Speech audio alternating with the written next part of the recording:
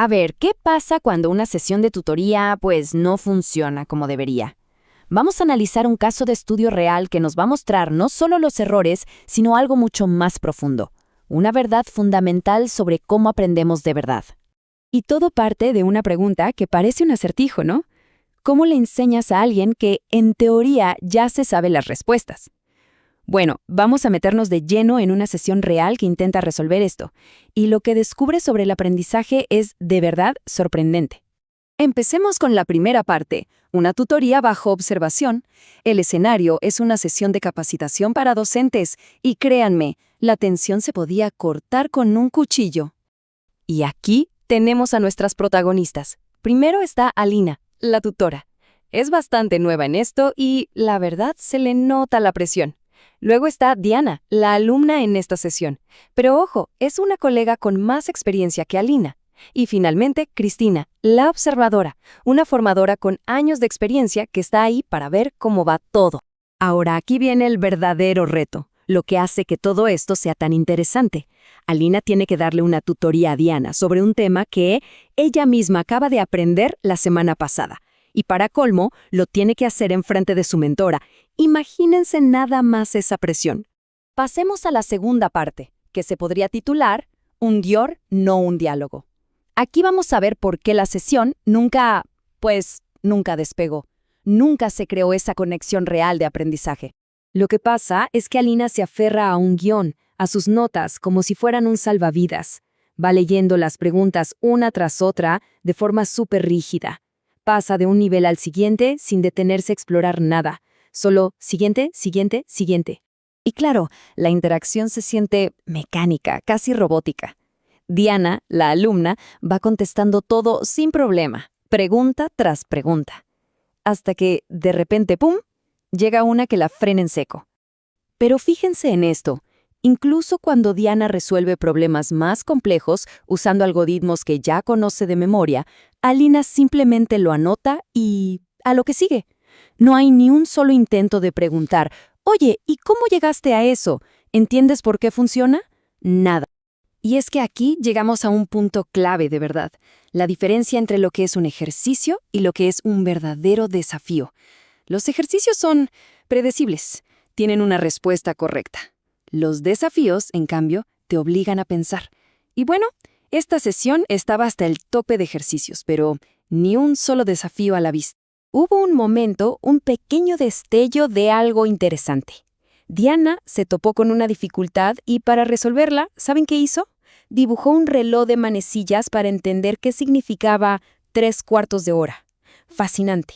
Nos da una pequeña ventana a cómo funciona su cerebro. Ese era el momento. Esa era la oportunidad de oro para el aprendizaje. Pero no, nadie le preguntó a Diana sobre su proceso, sobre por qué usó un reloj. El por qué se ignoró por completo. Y así, ¡puf!, la oportunidad de aprendizaje se esfumó. Ok, tercera parte, la observadora como espejo. Como era de esperarse, el guión de Alina se acabó. Se quedó sin preguntas, y es entonces cuando, algo desesperada, voltea a ver a la observadora. Y aquí viene el momento de la verdad. Alina le dice a Cristina, es que sabe casi todo. ¿Qué hago ahora? ¿Sigo hasta donde pueda y ya? Es una confesión total. Admite que está atorada porque su alumna es demasiado buena para su guión. Este es el punto de quiebre de la sesión. Y justo aquí es donde entendemos el verdadero papel de la observadora. Cristina no está ahí para calificar, para decir bien o mal. Su función es ser como un espejo, para ayudar a Alina y a Diana a ver esas cosas que ellas mismas, en medio de la sesión, no logran percibir. Fíjense en lo que hace Cristina. No le da a Alina la respuesta. En vez de eso, le da una guía. Le hace preguntas clave. A ver, pregúntale a Diana por qué eligió este tema. Averigua qué es lo que ella quiere aprender. Y por favor, usa un desafío del material, no solo el guión.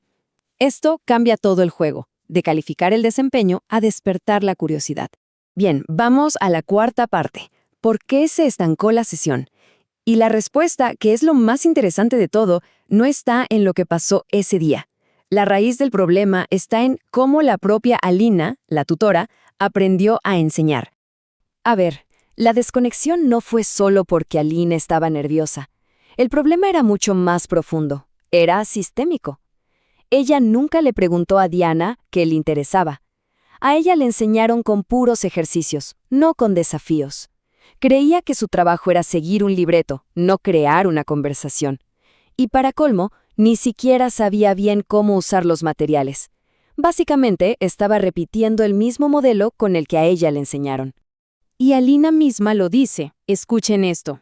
Mi propia tutora nunca usaba el libro, solo para ubicarme en la ruta de aprendizaje. Todos los ejercicios los sacaba de su cuaderno. ¿Se dan cuenta? Ahí está la clave de su confusión. A ella le enseñaron a seguir un método súper rígido, y ahora de repente le piden que tenga una conversación abierta. Pues claro, se sentía totalmente desarmada. Y Christine, la observadora, lo clava con una frase perfecta. Dice sobre Alina, su tutoría es una clase. Y es que es eso exactamente. Alina no estaba tutorando, estaba dando una clase magistral, un monólogo. Y una tutoría debe ser todo lo contrario, un diálogo. Pero si vamos todavía más al fondo, encontramos la verdadera raíz del problema. La experiencia de Alina en la escuela, desde niña, la acostumbró a los libros de texto, a esos lugares donde todo ya estaba ahí. Por eso prefería la seguridad de un guión a la incertidumbre de una conversación de aprendizaje real.